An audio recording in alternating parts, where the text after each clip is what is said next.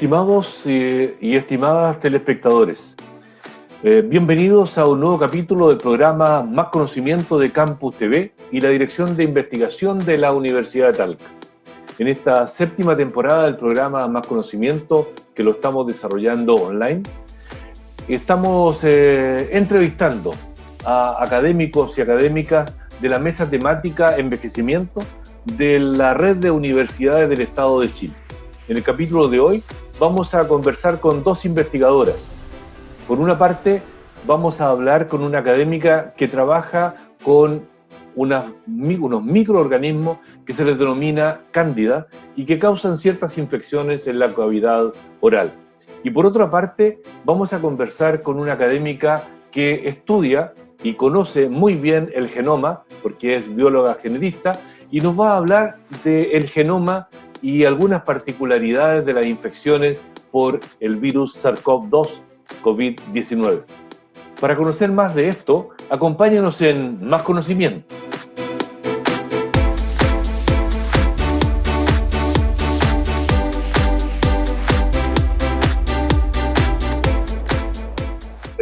Estimados telespectadores, en nuestro país, especialmente en los niveles socioeconómicos más bajos y a nivel rural, los adultos mayores llegan a esa edad y durante ese periodo pierden una importante cantidad de piezas dentarias, en parte asociado a infecciones. Para avanzar más en este tema, para conocer más sobre ello, vamos a conversar con la doctora Carla Lozano, quien es bióloga, doctora en microbiología, postdoctorada en microbiología oral, investigadora y profesora del Instituto de Investigación en Ciencia Odontológica de la Facultad de Odontología de la Universidad de Chile. Ha desarrollado varios proyectos de investigación, tiene varias publicaciones científicas en distintas revistas de nivel internacional, y sus líneas de investigación especialmente están asociadas a bacterias, levaduras que causan patologías e infecciones a nivel de la cavidad bucal. Doctora Lozano, muchas gracias por aceptar la invitación del programa Más Conocimiento de Campus TV. Gracias a usted por la invitación y por la oportunidad que tengo de estar presente en su programa. Bien, pues. Carla, de ahora en adelante, Carla e Iván, ¿ya? Durante la entrevista, ¿ya? Okay. Carla, tú estudias a nivel molecular los microorganismos asociados a caries y otras patologías a nivel oral.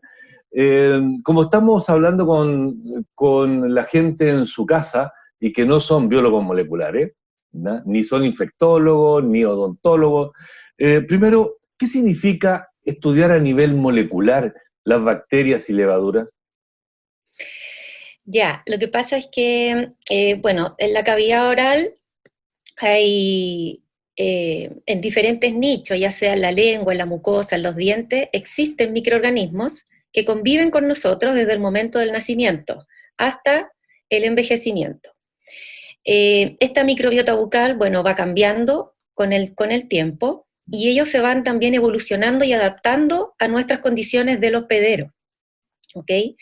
Estos microorganismos conviven con nosotros, coexisten, y hay microbiota considerada protectora o favorable para las condiciones de salud oral del hospedero, Sí, y esta Carla, misma también... Carla, te interrumpo, pero quiero dar un primer paso, ya vamos a ir avanzando en eso, es el concepto de nivel molecular o estudios moleculares.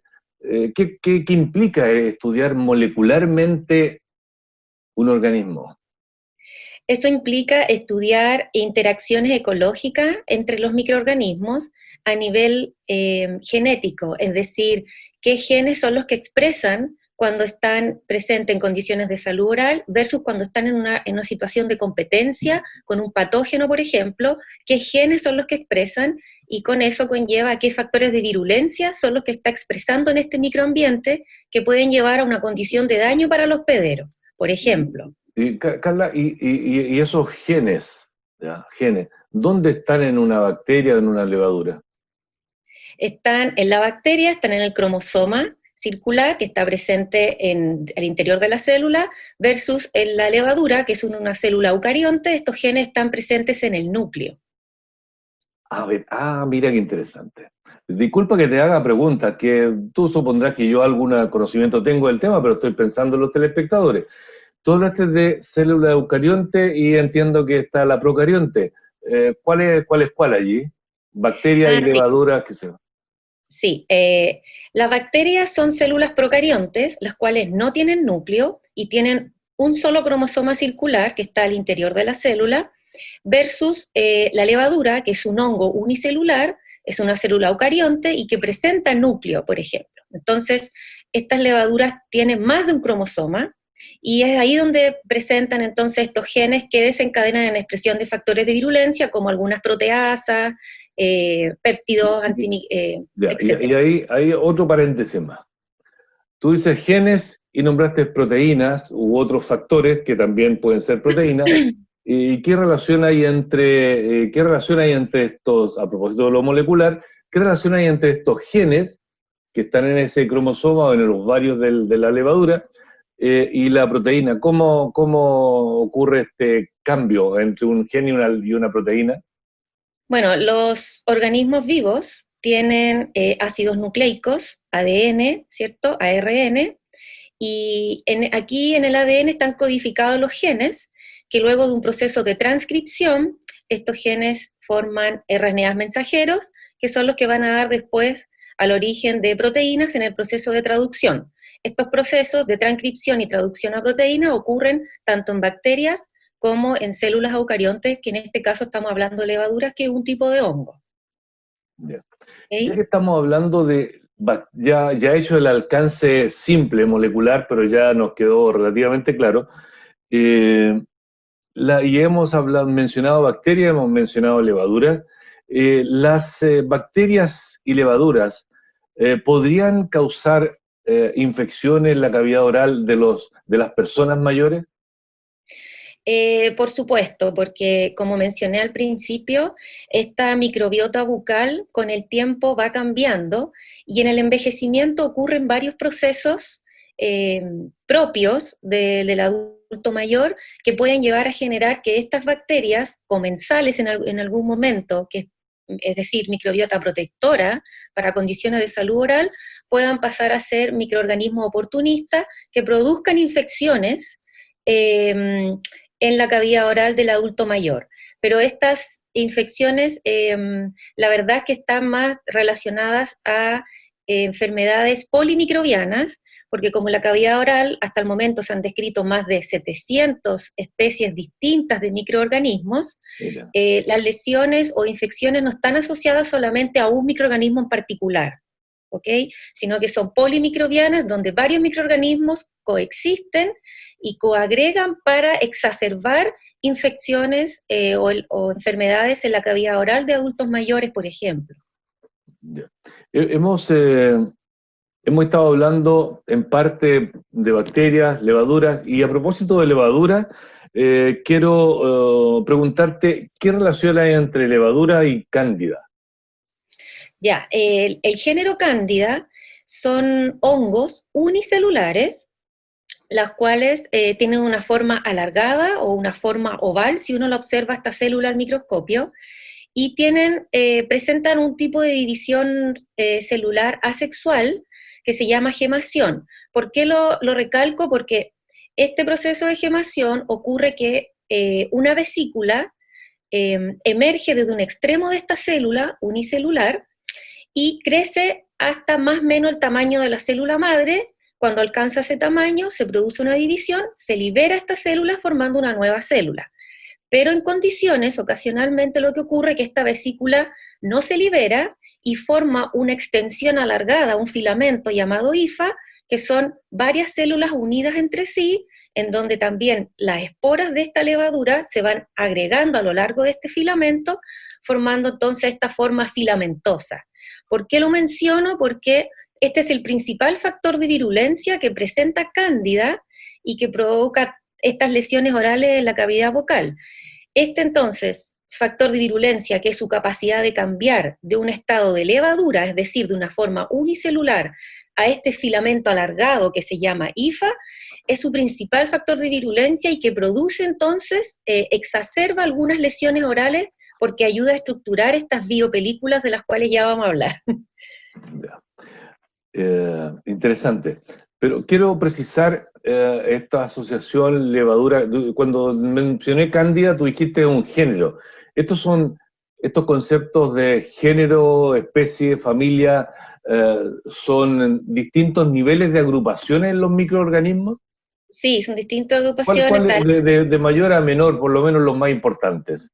dominio, familia, clase, género, especie. Especie, ya. Eso es lo- Y, y Entonces, el por- género Cándida es del dominio de los hongos y, por ejemplo, las especies como la más prevalente, Candida albicans, es la especie más representativa, más prevalente del género Cándida. de género cándida.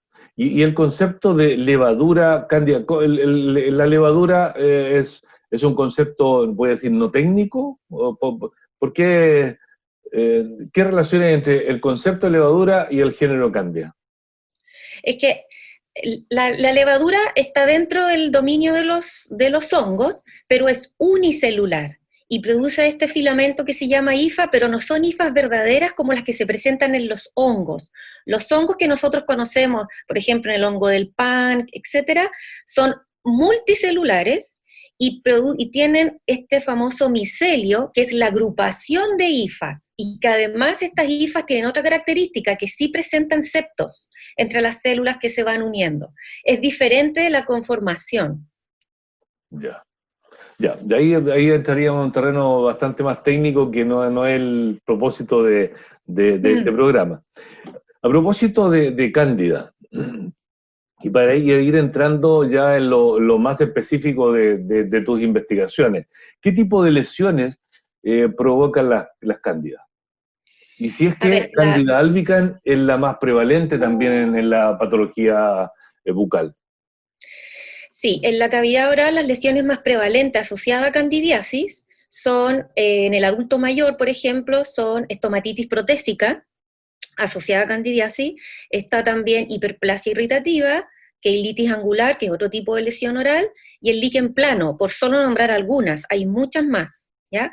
Pero la más prevalente en adultos mayores es estomatitis protésica, que es debido al uso continuo de prótesis removibles, ya sea esta parcial o total. Ya. A propósito de prótesis dentales y que causan esta estomatitis protésica, eh, que no sé si tú manejas la información, pero es más frecuente en los adultos mayores las prótesis móviles, removibles que fijas, o ¿con qué frecuencia? ¿Hay muchos adultos mayores con prótesis removibles dentro de la Sí, experiencia que a ti te ha tocado investigar? sí, en mi experiencia y en las últimas encuestas nacional de salud se ha evidenciado que la mayor proporción de adultos mayores desdentados usan prótesis removibles, parciales o totales, y también pueden ser de acrílico o de base metálica, pero son las más prevalentes. Y em, como es costo efectiva en los sistemas de salud público, se usa más la prótesis removible versus que en los sistemas privados lo que se le ofrece a los adultos mayores en condiciones de intervenciones un poco más invasivas son los implantes, por ejemplo. Ya, una prótesis removible es de menor costo que un implante. Por supuesto. Ya, bien. Ahora, focalicémonos en esta prótesis removible que causa, o sea, que se asocia a estomatitis protésica. Y tú me decías que Cándida está dentro de los agentes que pueden participar. En esa situación, ¿también es multimicroorganismo, no sé cómo, multifactorial, Polimicrobiana. polimicrobiana, ya, Sí. gracias? También en este caso es, ¿y cómo se le puede dar más o menos importancia cuando es polimicrobiana? ¿Algún agente, le hace cándida o bacteria, lleva el liderazgo o todos participan por igual? En ese caso, la verdad es que no sabría decir si Cándida libera o no, pero sí puede exacerbar la formación de esta biopelícula o biofilms, tanto en la prótesis removible como en la mucosa, porque como te comenté anteriormente, Cándida, al producir estas prolongaciones filamentosas llamadas hifas, provee de superficie de adherencia o receptores para que bacterias ahora se adhieran a esta hifa y empieza entonces a estructurarse un biofilms más maduro, con varias capas. Entonces, varios microorganismos conjugan en este biofilms. No sé si respondo un poco a la pregunta. Sí, perfecto. Ahora, esta infección asociada a placa removible, que la patología se llamaría estomatitis protésica, ¿por qué se produce? ¿Falta de higiene? ¿Qué pasa? Se produce por varios orígenes. A ver, primero en el envejecimiento ocurre que los adultos mayores, muchos como consumen bastantes medicamentos, lo que se llama comúnmente como polifarmacia, puede provocar algunos de estos medicamentos baja cantidad de saliva, esto lo que produce, por ejemplo, es que elimina la limpieza, por ejemplo, y la cantidad de moléculas del sistema inmune que llega, por ejemplo, a la mucosa que está bajo esta prótesis. También ocurre que generalmente los adultos mayores, que yo he evidenciado por investigaciones que he obtenido, usan la prótesis por muchos años, 5, 10 años, y estas se van desajustando con los años. Por lo tanto, al desajuste produce trauma en la mucosa que está bajo esta prótesis. Es decir, la aplasta, lo que produce hay una pérdida de continuidad de la mucosa, por ende produce esta lesión. Algún nivel de microheridas, hay microlesiones, ¿verdad? Produce lesiones. Esto unido también a que, como también usan frecuentemente la prótesis, por lo que se llama uso nocturno, hay menos barrido entonces de la saliva, y como hay menos también cantidad de saliva, menos moléculas del sistema inmune innato llegan ahí a la mucosa, digamos, a barrer o a limpiar de posibles patógenos o microorganismos oportunistas, en este caso como cándida. ¿Ya? Esos son algunos factores. Nombraste inmunidad innata, que llegarían allí. ¿A qué te refieres con esa parte del sistema inmune? Por ejemplo, en la saliva está altamente presente la inmunoglobulina A secretora, que esta molécula lo que hace es evitar un poco o modular la adhesión y la coagregación microbiana. Por lo tanto, al haber menor cantidad de saliva, llega menos cantidad de saliva y calidad de saliva a este sitio de la mucosa que está bajo la prótesis, y por ende llega menos esta molécula y no hay un efecto antimicrobiano. Por eso entonces exacerba que Cándida, como un microorganismo oportunista, comience entonces a proliferar, a exacerbar y producir estas hifas. A propósito, nombraste que sería un microorganismo oportunista y que efectivamente hay distintos microorganismos oportunistas que causan infecciones, pero el concepto de oportunista, si bien es cierto, uno le puede dar una traducción inmediata, tal vez sería bueno una breve explicación. Sí. A ver, en condiciones de salud oral, la microbiota que hay en la cavidad oral es comensal, es decir, es una interacción biológica en donde hay beneficio para la microbiota y no hay daño o perjuicio para la célula hospedera. ¿Ok? Pero ¿qué ocurre? Célula hospedera, las células de la mucosa oral. Exacto, la célula mucosa oral del ser humano. ¿A qué se le llama oportunista? Que en ciertas condiciones del microambiente pueden hacer que algunos microorganismos que son comensales pasen a ser patógenos. En el caso de Cándida, uno de los estímulos del microambiente es, como le nombré, la baja cantidad de saliva, alto consumo de azúcares, por ejemplo, también está asociado a alto consumo de alcohol, está asociado con diabetes, cuando hay prolongado consumo de antibióticos, se pierde un poco esta microbiota favorable o comensal Se pierden que los ayuda. equilibrios ahí, ¿no? Exactamente, y eso le da la oportunidad a Exacto. Cándida que pase de una célula microbiana comensal a un estado patogénico y que en los últimos años ha cogido el término de patobionte, que son estos microorganismos entonces que al principio son beneficiosos, No. pero pueden llegar a ser luego patógenos produciéndole daño a la célula hospedera. Patobiontes. Mira, estas Sí. entrevistas a mí me sirven para ir aprendiendo algunos conceptos también. Sí, lo mismo ocurre con Patobiontes. algunas bacterias que producen las caries. También están en estado comensal y pasan a ser patobiontes luego de estímulo del Bueno, me microambiente. gustó el concepto, patobionte. Tú has nombrado hace un rato, eh, pero me gustaría que lo definiera un poco más. Así tangencialmente lo introdujiste en una respuesta anterior, pero pasa a ser, dentro de la cavidad bucal, creo que es muy importante definir bien o avanzar, ahondar un poquito más en el concepto de biofilms orales, o bucales, ¿no? Orales creo que le llaman.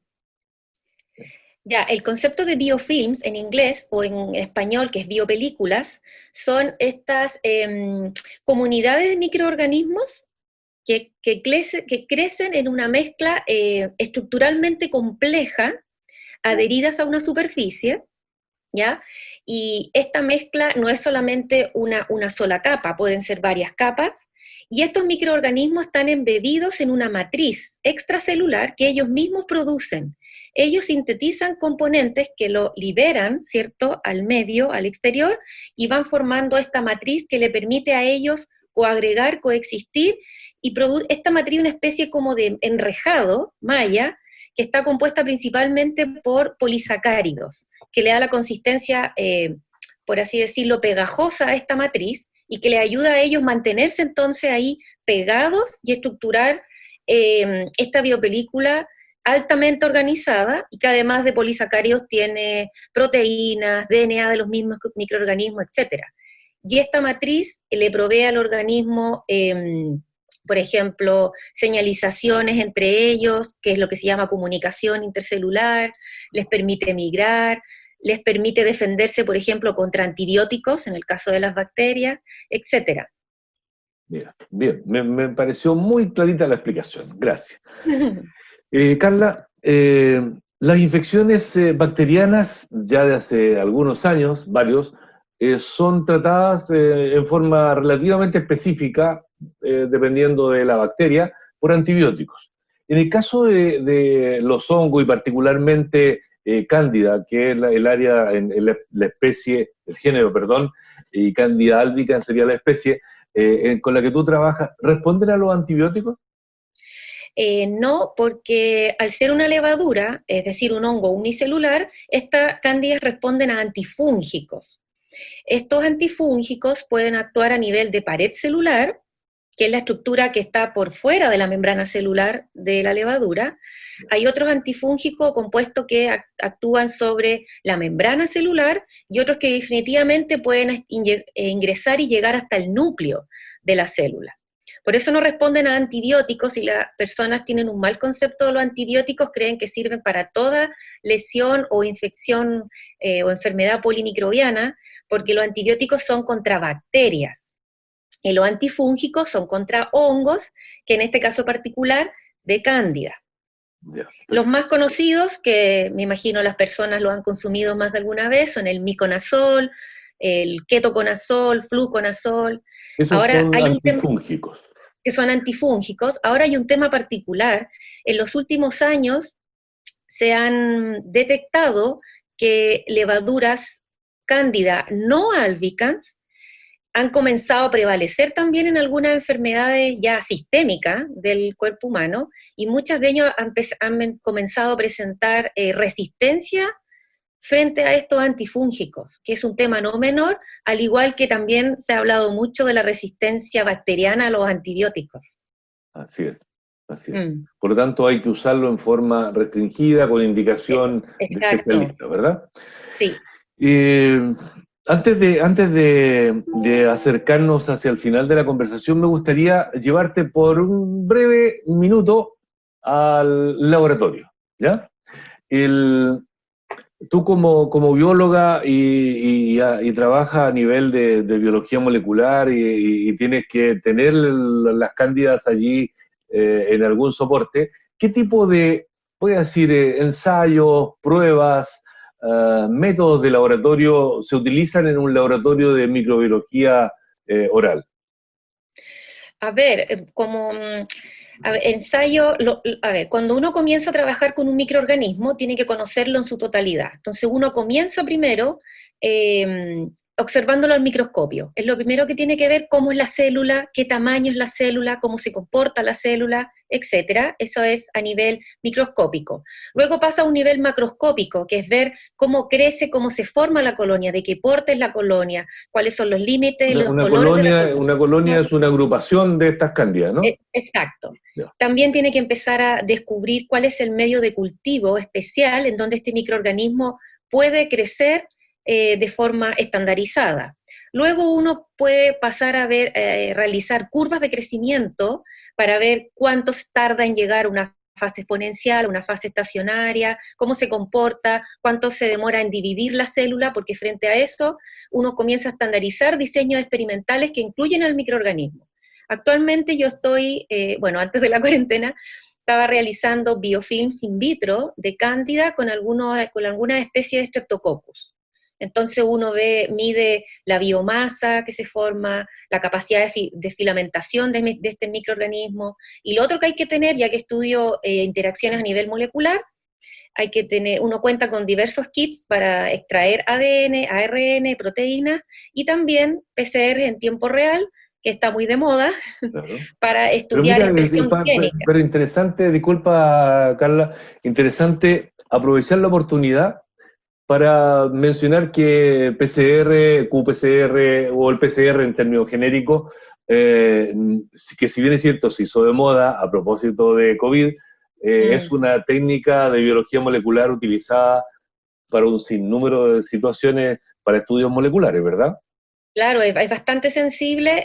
Uno puede en el PCR cuantificar ADN o ácido nucleico, que es en el caso que se está haciendo con el virus SARS-CoV-2, pero también uno puede medir expresión génica. ¿Cuánto se está expresando un gen de un microorganismo en cierta condición frente a un gen que se expresa de manera, digamos, constitutiva o sin cambios en el microorganismo, para ver cuánto más o menos se expresa en ciertas condiciones y ahí poder uno sacar conclusiones o especular de qué es lo que está pasando con este microorganismo, por ejemplo, en una interacción microbiana con otro microorganismo. Sí, Entonces, son técnicas básicas que están presentes en los laboratorios de microbiología.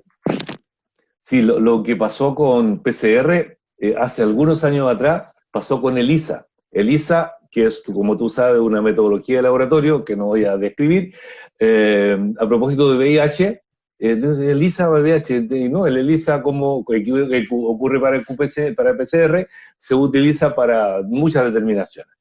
Bien, Carla, estamos llegando al final de la conversación y me gustaría que, a propósito de estas infecciones que ocurren en los adultos mayores particularmente, me gustaría que entregara alguna recomendación para que disminuyera la frecuencia, la intensidad de infecciones por cándida y eventualmente por otros microorganismos a propósito de estas mezclas en los biofilms en los adultos mayores, especialmente en estos tiempos de pandemia, pero en términos generales para adultos mayores. A ver, en términos generales, como microbióloga, yo podría recomendar a los adultos mayores que consuman probióticos y prebióticos, que esto lo que ayuda a favorecer el establecimiento y la mantención de una microbiota favorable, protectora para el hospedero, ya que aparte de producir beneficios de salud a nivel general o sistémica, también produce relaciones de antagonismo con posibles microorganismos patógenos que uno, por ejemplo, podría adquirir a través de los alimentos. Lo otro que se sugiere también bastante es disminuir el consumo de azúcar, ya que el azúcar es una fuente de carbono exquisita para los microorganismos de la cavidad oral y lo que hacen es fermentar estos azúcar y producir ácidos. Entonces, en el adulto mayor, producto de la polifarmacia, muchas veces disminuye la cantidad y calidad de saliva, la saliva no tiene la capacidad de neutralizar este pH. Por lo tanto, se hace importante que disminuya también el consumo de los azúcares, también disminuya el consumo de alcohol, que también puede estar asociado a la proliferación de microorganismos comensales, pasar a este estado patobionte como mencioné anteriormente. Entonces, el estilo de vida, la dieta y la higiene oral es muy importante para mantener condiciones de salud oral compatibles. Bien, gracias, Carla. Doctora Carla Lozano, le agradecemos el hecho que haya aceptado esta excelente conversación con más conocimiento de Campus TV en el contexto de entrevistas a investigadores que están formando parte de la mesa temática de envejecimiento de la red de universidades estatales. Gracias a ti, Iván, por la invitación y por la oportunidad de dar a conocer parte de lo que yo investigo. Importante difundir a la comunidad lo que hacen los científicos. Muchas veces es difícil poder darnos a conocer y explicar de una forma no tan técnica lo que uno desarrolla. Así que muchas gracias. Ha sido muy, muy clara en tu explicación, así que muchas gracias. Estimados telespectadores, gracias por acompañarnos en este primer bloque del capítulo y ahora les invitamos a esperarnos unos breves segundos y lo esperamos en el segundo bloque de este capítulo de Más Conocimiento.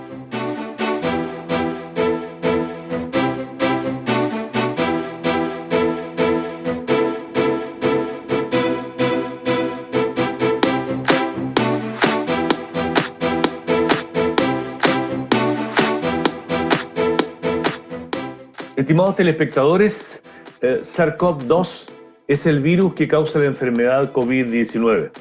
¿Cuál es la estructura del virus? ¿Por qué este virus puede tener capacidad para matar? Para conversar sobre estos aspectos fundamentales del virus, vamos a conversar con la doctora Yolanda Espinosa Parrilla. Ella es bióloga, como me ha dicho, de pies a cabeza, o de cabeza a pies, y es doctora en biología. Es académica de la Escuela de Medicina de la Universidad de Magallanes y es líder del grupo de investigación en genómica evolutiva, del Laboratorio de Medicina Molecular del Centro Asistencial Docente y de Investigación en Punta Arenas. Coordina el núcleo Biología del Envejecimiento en la mesa de trabajo Envejecimiento de la Red de Universidades Estatales. Que, dicho sea de paso, todo esta temporada de Más Conocimiento está dedicada a entrevistar a los integrantes de esta mesa. Y ha participado, por cierto, en proyectos de investigación y tiene múltiples publicaciones en revistas internacionales. Gracias, Yolanda, por aceptar participar en Más Conocimiento. Muchas gracias, Iván, por invitarme. Es un auténtico placer estar aquí contigo compartiendo un ratito. Bueno, ya los telespectadores se han dado cuenta, ella es de origen español, particularmente de Cataluña. Comencemos la conversación, Yolanda. Y la primera parte de nuestra conversación va a estar asociada al virus, a SARS-CoV-2 y comparándolo tal vez con algún otro virus. ¿Qué se sabe de la estructura de este virus? ¿Qué se sabe de qué componentes tiene, básicamente? Sí, bueno, en realidad este virus, como todos los virus, ¿no? es un organismo muy simple. Lo que tiene es básicamente un ácido nucleico, de RNA en este caso, RNA de cadena simple, una molécula que tiene aproximadamente unas 30.000 bases, es decir, 30.000 nucleótidos, 30.000 piececitas, muy pequeñito. Nuestro genoma es de 3.000 millones de estos. Ay, qué bueno esta comparación. Ya. Una comparación importante porque realmente es muy pequeño, es del tamaño, es mucho menor que muchos genes que tenemos nosotros. Y nosotros tenemos aproximadamente 25.000 genes, me refiero, y realmente es muy pequeño. Y después alrededor de este ácido nucleico, este RNA, tiene una membrana, una envoltura, y estas proteínas que nosotros vemos, estas espigas, que nosotros ya todos conocemos porque es la típica imagen del virus, ¿no? Que es una de las cosas que realmente lo hace particular. Por lo tanto, es una molécula de ácido nucleico, RNA, y 4 proteínas. Son 4 proteínas que lo hacen así de simple, pero que sabemos que está causándonos tanto daño, ¿no? ¿Qué lo hace diferente? Creo que me preguntas, ¿no? De otros virus. Sí. Es decir, este virus SARS-CoV-2 como todos sabemos, es de la familia de los coronavirus. Existen muchos coronavirus, los coronavirus son virus esféricos de aproximadamente 100 a 160 nanómetros, es decir, muy pequeñitos. Hay muchísimos coronavirus, pero que infecten a humanos se conocen, creo que son 7. Solo hay 7 coronavirus que infecten humanos y de estos 7 solo hay 3 que causan enfermedades graves. Los 3 que causan enfermedades graves son, bueno, SARS, el primero, el que conocíamos de este síndrome pulmonar obstructivo. Otro, el MERS, que el MERS es realmente es un virus muy nocivo. Lo que pasa es que tiene, a diferencia del SARS-CoV-2, la capacidad de infección de este MERS es muy pequeña, es pequeñísima, por lo tanto ha sido bastante desconocido.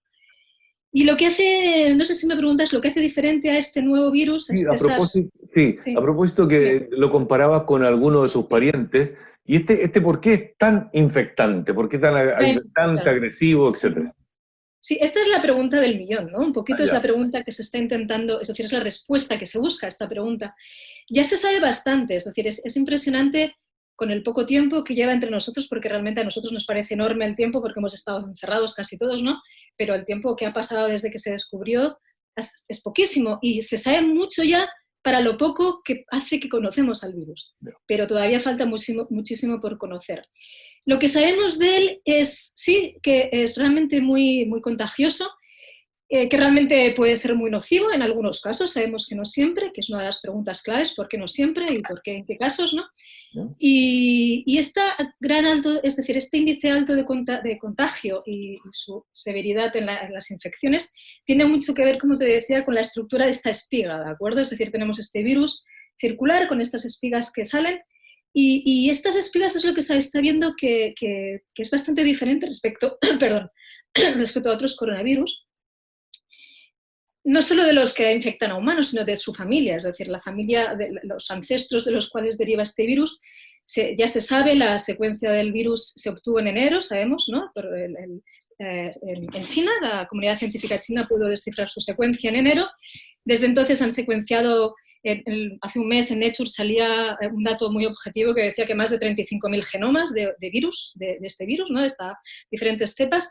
Y lo que se sabe ya es que la proteína S, que es la proteína de estas 4 proteínas que yo te decía, una es la S, proteína S se llama, que es la que forma esta espícula, esta espiga, que sabemos, ¿no?, que rodea el virus. Esta proteína S tiene varias mutaciones, ¿de acuerdo? Varias de las mutaciones que se han identificado caen en una zona que es la zona... Sí, perdona. Yolanda, te voy a interrumpir porque necesito que explique algunos conceptos para nuestros telespectadores. Sí. Primero mencionabas que secuenciaban. ¿Qué es secuenciar? Sí, disculpa, nosotros nos vamos siempre, de repente nos disparamos. Por eso significa de estas, claro, lo que hace funcionar al virus es su genoma, básicamente, me refiero. Las 4 proteínas que tiene son un poquito la estructura, ¿de acuerdo? Pero el mecanismo del virus, básicamente, es el genoma. El genoma es el que está un poco mandando las órdenes al virus. El genoma es el ácido nucleico, ¿no? En nuestro caso es DNA, en el caso del virus es RNA, es otra molécula que también tiene información genética. Secuenciar el virus significa descifrar las letras de nuestro genoma, son 4, ACTG, en el caso del RNA es ACUG, es descifrar la secuencia, es decir, el orden exacto en el que estas letras están puestas, y ese orden de las letras que forman el genoma, estas 4 letras, el orden en el que se disponen, otorga la información al virus para funcionar, ¿de acuerdo? Entonces, cuando nosotros desciframos cuál es el orden, podemos descifrar cuáles son los genes, de dónde provienen estos genes, qué es lo que hacen, qué características han adquirido, sobre todo, y esto es muy importante, qué mutaciones, es decir, qué cambios, una mutación se refiere al cambio en la secuencia, ¿no? Bien. Qué mutaciones han adquirido, y estas mutaciones que adquieren los virus de forma natural, es la selección natural la que hace que las mutaciones luego pasen y se seleccionen y sigan entre nosotros o desaparezcan, pero estos cambios que forman... Sí, perdona. Cuando dice, ya aclaraste, porque era otro concepto que quería que aclarara, sí, el de mutación, pero ya aclaraste que son cambios en estas letras, en estas moléculas pequeñas, ¿verdad? Cambios al azar, en la naturaleza ocurren al azar, absolutamente.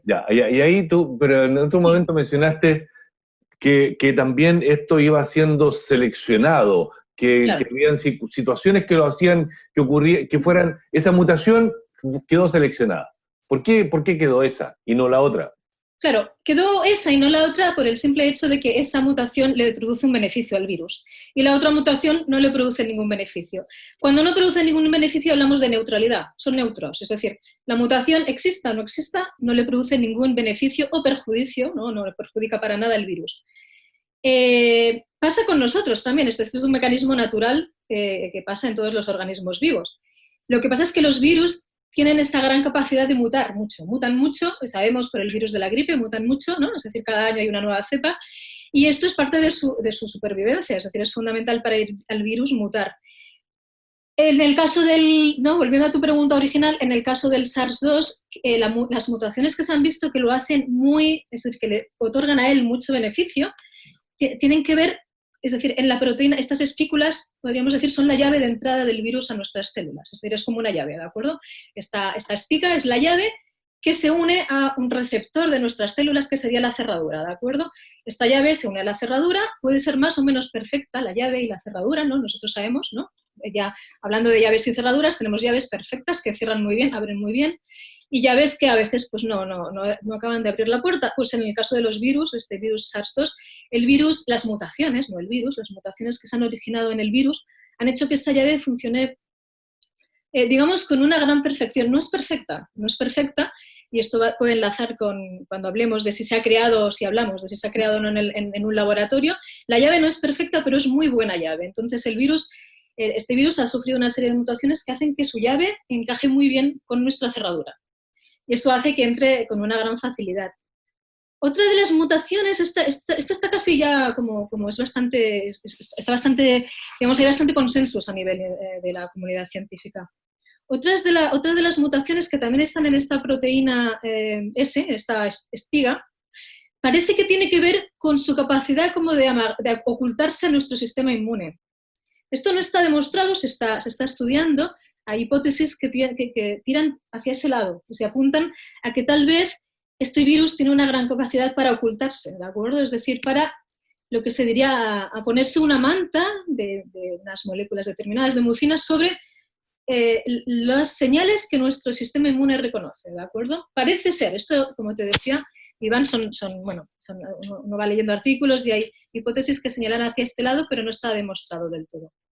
Entonces, infectividad y capacidad de ocultarse son dos de las capacidades que ha adquirido a través de mutación. Así al pasar, y tenía registrado esa pregunta porque me parece interesante, porque he escuchado, han salido en los medios, hay quienes dicen, no, los chinos prepararon en algún laboratorio secreto este virus y lo lanzaron al mundo. ¿Existe la posibilidad de que haya sido preparado en un laboratorio? Sí, esto realmente es una cuestión que surgió, ¿no? Sabemos que siempre existen estas teorías conspirativas, ¿no? Claro. A nivel sobre todo político. Yo creo que es muy poco probable que esto haya pasado. Hay varias pruebas, varias evidencias que nos hacen pensar que es más prácticamente imposible. La primera, un poquito de lo que te decía, esto no es una prueba, pero sí que digamos, es una parte de la evidencia, y es que no es decir, si uno hubiera diseñado el mecanismo de entrada al virus, si uno hubiera diseñado las mutaciones para que el virus tuviera una entrada mejor a nuestras células, lo habría diseñado diferente, es decir, no es el diseño óptimo que se podría hacer a nivel computacional, es decir, uno diseñaría aún mejor el virus para que entrara. Esto no es una evidencia, pero sí es un poco pensar para qué vamos a diseñar un virus que es imperfecto, ¿no? En la entrada, digamos, a las células. Pero la evidencia más grande en realidad proviene precisamente, y ha estado muy bien que aclares el tema de qué es la secuencia, porque es clave para entenderlo, ¿no? ¿Qué es la secuencia genómica? ¿Qué significa secuenciar?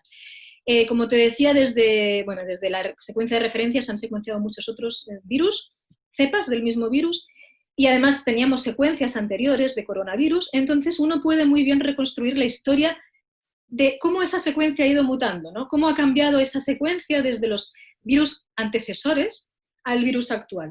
Y lo que uno ve cuando mira la secuencia son muchas mutaciones. Nosotros estamos hablando de las nocivas, que te decía yo, pero también están las neutras, ¿no? De las que me preguntabas. Entonces, claro, cuando uno empieza a ver la cantidad de mutaciones que acumula el virus, que son mutaciones por un lado neutras y por otro lado nocivas, fácilmente puede reconstruir la historia evolutiva del virus y darse cuenta de que han sido un cúmulo de mutaciones naturales que han llegado hasta donde estamos. Si en el laboratorio se hubiera querido reconstruir esa historia, hubiera sido primero complejo a nivel técnico, es decir, a nivel sobre todo del diseño, ¿de acuerdo? Y después costoso, es decir, no tiene mucho sentido diseñar un virus y recrear todas las mutaciones naturales, porque esto costaría mucho porque además tienes que asegurarte de que son neutras, tienes que asegurarte de que la mutación que creas está siendo neutra y está... Por lo tanto, es como un poquito descabellado pensar que se ha creado en el laboratorio. Hay otras, bueno, también dejan huellas. Cuando tú creas algo en un laboratorio, utilizas técnicas que van creando, digamos, de alguna manera van dejando huellas, ¿no? Esto es como una investigación policial. Vas dejando huellas de que has manipulado el virus. Y bueno, todo esto es, claro, todo esto yo entiendo que de repente puede haber personas que les cueste creerlo porque son evidencias científicas. Cuando uno no conoce la base, tiene que creérselo, ¿no? Es decir, es como, créete lo que te digo porque lo demuestro. Tú eres bióloga molecular, genetista, y por lo tanto eres una persona de creer en este ámbito, ¿ya? Sí. Yolanda, Perdona, mira, pero después para quien quiera, también un poco aludiendo es decir, llamando a la lógica, también hay que pensar que no es la primera vez que pasa, es decir, esto ha pasado muchas veces en la historia reciente del hombre. Por ejemplo, en la gripe del 18, ¿no? La famosa gripe española, que fue súper nociva. En esos momentos no había manera de construir un virus nocivo, era imposible, y en cambio pasó. Es decir, nosotros lo que pasa es que ahora tenemos más herramientas, más conocimiento, pero esto no es la primera, ni la segunda, ni la tercera vez que pasa en el mundo. La historia humana, ni la historia del planeta, mucho menos. Sí, tienes razón. A propósito que nos mostraste un poco, porque seguramente es mucho más complejo que lo que estamos hablando ahora, la estructura del virus.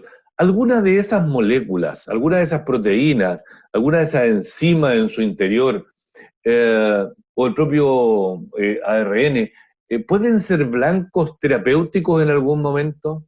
Es decir, que algún fármaco puede intervenir allí en forma dirigida, para evitar, por ejemplo, que se replique, que se multiplique el virus. Sí, seguro. Es decir, alguna. ¿Cuál y de qué manera es la clave, ¿no? Es decir, claro, digamos, como candidatos, yo desde mi perspectiva, como candidatos apuntaría tanto a la espiga, ¿no? Sobre todo esto que te digo yo, si realmente se ve que existe una capacidad del virus de ocultarse, pues descubrir cuál es esa capacidad de atacar a ese flanco sería buenísimo. El RNA, ¿no? Es decir, las terapias, estas son terapias que todavía no están tan difundidas, no son tan ampliamente utilizadas, pero el RNA es otro de los blancos, ¿no? El RNA del virus, efectivamente. Está siendo un virus difícil. También quiero decir, está siendo difícil, pero porque queremos combatirlo ya. A ver, si pensamos en la historia de otros virus, el SIDA, ¿no? Es el caso más claro que se está viendo en los medios. ¿Cuánto tiempo hemos estado, ¿no? estudiando el SIDA y todavía estamos ahí? Es decir, pero efectivamente, si RNA y proteínas son las dianas. Sí, yo creo que son los tiempos, los medios de comunicación, la forma de las redes sociales, o sea, el tiempo actual es muy distinto al de 10 años atrás. ¿Ya? Entonces, muy exigente, todo es muy rápido, ¿ya? Nosotros nos estamos comunicando ahora, esto era impensable hace algunos años, ¿ya? Entonces, todo el mundo es más exigente, los tiempos tienden a acortarse, ¿verdad? Efectivamente, sí. Voy a llevarlo otro ejemplo, a propósito de los tiempos. A propósito de los tiempos, tú que eres española, hace no mucho tiempo, pensando en la historia de la humanidad, llegar con una carta a España, o de regreso, pasaban meses.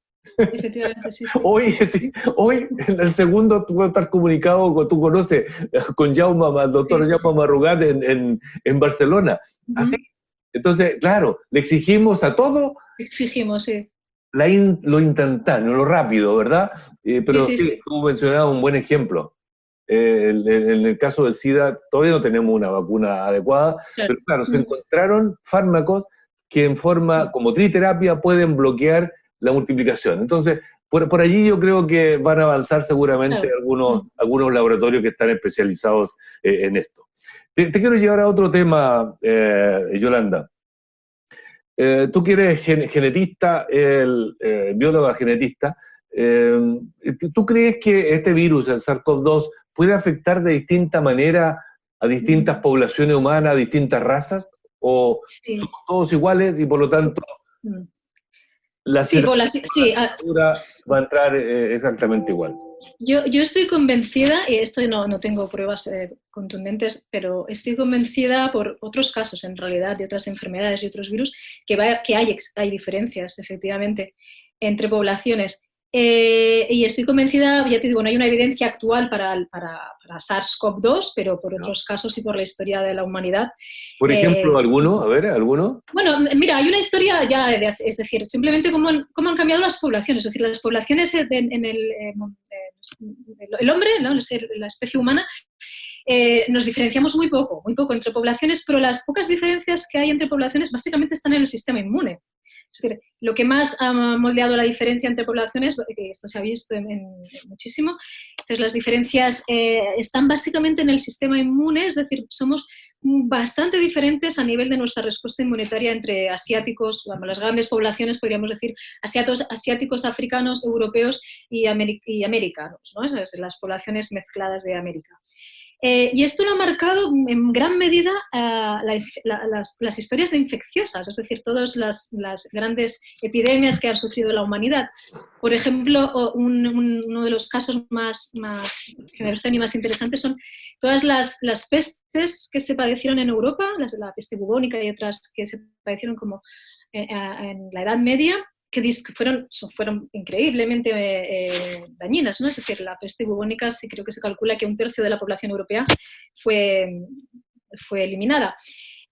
Bueno, estas pestes, estas infecciones, lo que hicieron finalmente es, digamos, cambiar la población, ¿de acuerdo? Aquellos individuos que tenían un sistema inmune con unas características que los hacían poder afrontar la enfermedad, digamos, un sistema inmune, por decirlo de una manera sencilla, no es exactamente así, pero más fuerte, ¿de acuerdo? Estos individuos sobrevivían. Los individuos con un sistema inmune más deteriorado o con menos capacidad de reacción, en realidad, no tenía por qué ser deterioro, simplemente una capacidad de reacción diferente, estos pues morían con la peste, ¿de acuerdo? Con las pestes diferentes que afectaron a Europa. Esto hizo que en Europa, y no en Asia, las poblaciones asiáticas, las poblaciones originarias americanas, las africanas existían, pero ellos no padecieron estas pestes, ¿de acuerdo? Esta población europea, por lo tanto, quedó seleccionada, decimos, ¿no? Quedaron seleccionados individuos con un sistema inmune mucho más potente, por decirlo de alguna manera. Estas poblaciones europeas, hoy en día, somos los actuales europeos, ¿no? Lo que se está viendo, se está relacionando esta selección de la población en la Edad Media, se está relacionando con la mayor predisposición a enfermedades autoinmunes que tenemos actualmente los europeos. Se sabe que los europeos tenemos mayor predisposición a enfermedades autoinmunes y en parte se relaciona con esa selección de la población que hubo en la... Mira, eso no lo había escuchado. Mira qué interesante. Ya. Fíjate que son historias interesantes porque hacen esto, es decir, esta es como muy acusada, como bastante clara, pero hay otras historias, es decir, cómo las infecciones que han afectado a diferentes poblaciones moldean el sistema inmune y, por lo tanto, la capacidad de esa población concreta para responder a una infección posterior. Por lo tanto, ya sabemos, esto lo sabemos que el sistema inmune de las diferentes poblaciones mundiales son diferentes y reaccionan diferentes. Actualmente, es decir, a mí es un tema que me interesa mucho, obviamente, por mi formación de genetista. Cuando tengamos datos más claros, ¿no? ¿De acuerdo? A nivel mundial, y podamos un poco diseccionar estos componentes ambientales, porque claro, en la infección actualmente, ¿no? cómo los diferentes países han reaccionado, ha afectado a la infección. Es decir, pues Nueva Zelanda, por ejemplo, cerró sus puertas de país y sus puertas propias, es decir, y ha tenido poquísimos casos, los países del norte de Europa. Es decir, la reacción entre diferentes países ha sido diferente a nivel ambiental, a nivel de conducta, a nivel social, y eso ha afectado la infectividad, es decir, la cantidad de casos que existen. Pero también hay un componente genético seguro que hay que diseccionar, hay que ver por qué en el sur de Europa ha sido tan realmente devastador, no tanto en el norte, en Asia ha sido diferente también, en América está siendo diferente. Cuando tengamos más datos será muy interesante poder diseccionar ese componente genético, ver por qué las poblaciones, ¿no? son diferentes. Pero, Yolanda, voy a decir, muy interesante eso, pero adicionalmente a la genética, por algún motivo, se dice que, y aparentemente como en todos los continentes esto, que los adultos mayores se complican más. Y por otro lado también se dice que los que tienen, digamos que tienen otras enfermedades crónicas también. ¿Eso va más allá de la genética? ¿Va más allá de estas diferencias que tú mostrabas en poblaciones? Sí, bueno, yo la genética, quiero aclarar, yo creo que es un componente de los muchos que hay, es decir, el componente ambiental es obvio, yo solo quiero lanzar un poquito el tema de que la genética también está ahí, ¿no? Y también está siendo un factor importante. En el caso, la pregunta sobre el adulto, bueno, las personas mayores, ¿no? ¿Por qué tienen mayor severidad de los síntomas? Aquí yo creo que para mí hay dos puntos importantes. Uno es el punto que ya también se ha hablado mucho de la inmunosenescencia, ¿no? Es decir, esto se está hablando mucho y se está hablando mucho porque es obvio, se sabe que cuando la persona envejece, su sistema inmune también envejece y envejece para hacerse menos efectivo, ¿no? Es decir, realmente el sistema inmune funciona muy diferente en un niño, en un adulto joven y en una persona mayor. Lo que pasa es que es verdad que tenemos aquí que diseccionar porque también tenemos las excepciones, ¿no? A los genetistas nos gustan mucho las excepciones porque son las que explican a veces la causa, ¿no? Genética, pero las excepciones, porque hay gente mayor, mayor, 80 años, 86 me refiero, no, estamos hablando no de 60 porque el límite 60 es un poquito raro, ¿no? De repente, ¿por qué 60, no? Sí, los de 67 estamos como en la juventud de la vejez. Claro, de la vejez, sí, un poco. Y los de 59 están al borde de... Sí. En realidad... Efectivamente lo que tú dices, hablemos de la cuarta edad, digamos, claro. Personas mayores ya más profundas, digamos. Claro. Ahí, bueno, un punto importante es determinar la edad, es decir, estamos hablando de la edad cronológica, es decir, una persona tiene 90 años, pero ¿qué edad tiene? En realidad, sus células y su sistema está funcionando realmente a 60 años, es lo que llamamos la edad biológica, ¿no? La edad biológica. La edad biológica es fundamental. Entonces, cuando estamos haciendo grupos de riesgo, hoy en día los hacemos, a mi parecer, de una manera bastante arbitraria, porque 60, 70, 80, 90 está marcando la edad, como decíamos, no cronológica, pero no está marcando la edad biológica de la persona, es decir, cómo esa persona realmente está funcionando, es decir, cómo sus células y sus reaccionan, ¿de acuerdo? Es decir, en la vejez, digamos, tenemos varias cosas, la inmunosenescencia, también la capacidad de respuesta y de recuperación, ¿no? La resiliencia o la fragilidad, es decir, tenemos varios conceptos que están ligados, que ligamos, porque es verdad que se correlaciona con la edad, pero lo interesante sería poder marcar grupos de riesgo en función de la edad biológica, es decir, cómo realmente nuestro organismo está, cuál es la situación de nuestro organismo. Porque sabemos que una persona con 70 años puede tener una edad biológica de 50 y una persona con 40 puede tener una edad biológica de 80. Para eso yo creo que es fundamental, está siendo, y ahora con esta pandemia se va a ver más, buscar biomarcadores de esto, ¿no? Es decir, buscar nosotros realmente poder en la persona determinar cómo está. Esto también tiene mucho que ver con lo que llamamos medicina 4Ps de precisión o personalizada, es decir, yo a ti, ¿no? El paciente, no te veo como un individuo de 75 años en población de riesgo, sino te veo con unos biomarcadores que me están determinando que tú realmente estás en otro grupo, estás en un grupo de persona con bajo riesgo, o al revés, ¿no? Es decir, estos casos de personas, ha habido varios casos, muchos casos sabemos, ¿no? De gente de 30 años, sin aparentes comorbidades, además, me refiero, que ha sufrido la enfermedad de una manera muy severa. Por lo tanto, creo que tenemos que ir un pasito más allá en el futuro, ¿no? Y marcar grupos de riesgo con evidencias más biológicas, con evidencias más objetivas de si son o no son grupo de riesgo y si son o no son, pues esto, ¿no? Un target para tenerlos así como... A propósito, estamos hablando de personas mayores y COVID. ¿Tú crees que esta pandemia va a afectar socialmente y epidemiológicamente desde el punto de vista sanitario a las personas mayores?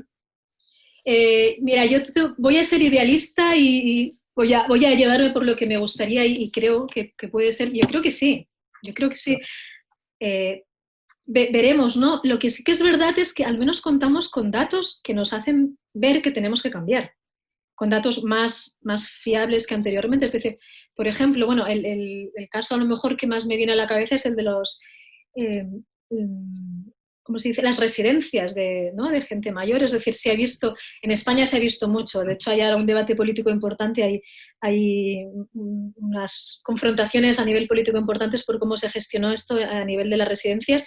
Lo que se ha visto claramente, y esto tenemos que cambiarlo a nivel mundial, es que cuando estamos hablando de la salud de un individuo no hablamos solo de su salud física, sino también de su salud mental, ¿no? Es decir, claramente cuando hablamos del sistema inmune aún más, es decir, tener a una persona con cierta fragilidad en un sistema en el cual no tiene contacto social o tiene un poco contacto social con otros, ¿no?